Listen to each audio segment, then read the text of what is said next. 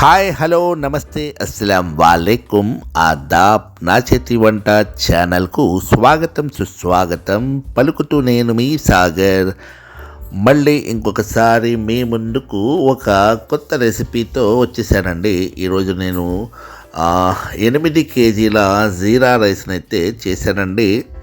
ఈ వంట వచ్చేసి చాలా సింపుల్ అన్నమాట. మనం చేసుకునే పలావ్ కన్నా కూడా ఎంతో టేస్టీగా ఈ ఐటెం అయితే ఉంటుంది. అలాగే పలావ్లో వేసేటన్ని మసాలాలు అయితే దీంట్లో పడవండి.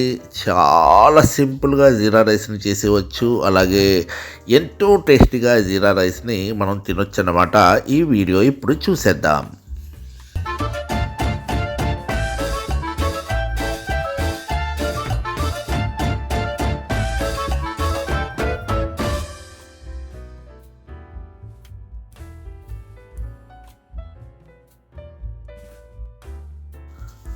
ఓకే అండి, నేను చేస్తున్న ఈ జీరా రైస్కి వచ్చేసి ఒక దబరానైతే తీసుకున్నాను, పెద్ద దీక్షని. దాంట్లో ఒక 1.5 లీటర్స్ ఆయిల్ని అయితే వేసుకున్నాను అనమాట. మనం 8 కేజీలకి లీటర్న్నర ఆయిల్ని అయితే ఈ వంటకి వాడుతున్నాం ఇక్కడ. కనుక ఒక లీటర్న్నర ఆయిల్ని అయితే పెద్ద గిన్నెలో పోసేసుకున్నాను. ఆల్రెడీ మంట కింద పెట్టేసి ఉంది. ఆ మంట మీద ఇప్పుడు ఈ దబరా ఏదైతే పెట్టుకొని ఉందో అది పెట్టుకున్న తర్వాత ఆయిల్ వేసేసుకున్నాం కదా. ఆయిల్ వేడెక్కిందండి. అందులో ఒక 30 గ్రాములు జీలకర్రను అయితే వేసానన్నమాట. మనం చేస్తున్నది జీరా రైస్ కదా. అలాగే ఒక 20 గ్రాములు షాజీరాని వేసానండి. షాజీరా జీరా రెండు కాంబినేషన్ అన్నమాట ఇక్కడ. అలాగే లవంగాలు, యాలుక్కాయలు, దాల్చిన చెక్క ఇవన్నీ కూడా 8 గ్రాములు చొప్పున వేసేసుకున్నానండి. అవన్నీ కూడా చిటపటలాడుతున్నాయి చూడండి ఆయిల్లో ఈ విధంగా. అలాగే ఒక 2 గ్రాముల పలావ్ ఆకులను అయితే ఇక్కడ నేను దీంట్లో వేసుకున్నాను. ఈ విధంగా ఈ మసాలాలతోటే మనం పూర్తి రైస్ని ఇప్పుడు చేసేయబోతున్నాం అన్నమాట. ఇంకా వేరే ఇంకేమీ వేయక్కర్లేదు. జస్ట్ కొద్దిగా అల్లం వెల్లుల్లి అయితే నేను ఇక్కడ వేస్తానన్నమాట. చూడండి, ఒక 100 గ్రాముల అల్లం వెల్లుల్లి పేస్టు. అంటే 8 కేజీల జీరా రైస్కి వచ్చేసి ఇక్కడ మనం 100 గ్రాములే అల్లం వెల్లుల్లి వాడుతున్నాం చూసారా. అంతేనండి, ఇవే మసాలాలు. దీంతో మన జీరా రైస్ పూర్తయిపోతుంది.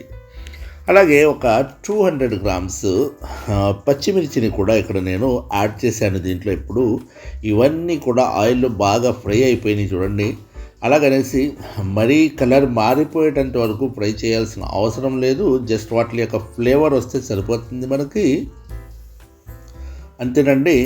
ఒక 8 కేజీలు కదా, 12 లీటర్ల వాటర్ని అయితే నేను 8 కేజీలకి వేసేసానమాట. అంటే లీటర్కి లీటర్న్నర అన్నట్టు, కేజీకి కేజీన్నర అంటే ఒక 2 గ్లాసులకి 3 గ్లాసుల నీళ్లు. ఆ విధంగా 1:1.5 రేషియోలో వాటర్ని అయితే వేసేసాను. అలాగే ఆ నీళ్ళల్లో ఇప్పుడు ఉప్పు కూడా సరిపడగా వేసేసుకున్నాను అనమాట. అంతేనండి, మన జీరా రైస్ పూర్తి అయిపోయినట్టే. ఎసరు వచ్చేస్తే మనం రైస్ వేసేసుకొని దింపేసుకోవడమే.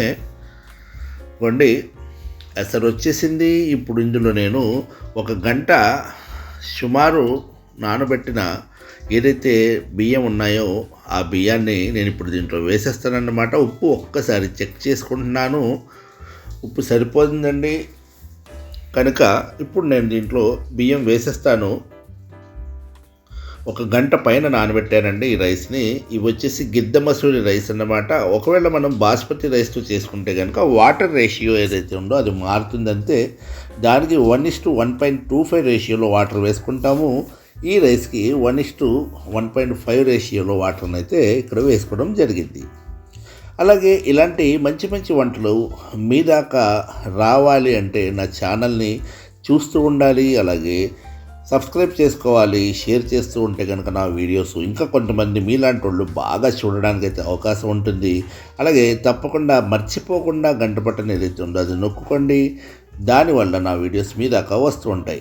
ఇదిగో చూడండి, ఇప్పుడు నేను ఇక్కడ కొత్తిమీర వేసాను. ఒక కట్ట కొత్తిమీర సుమారు వేసాను అన్నమాట.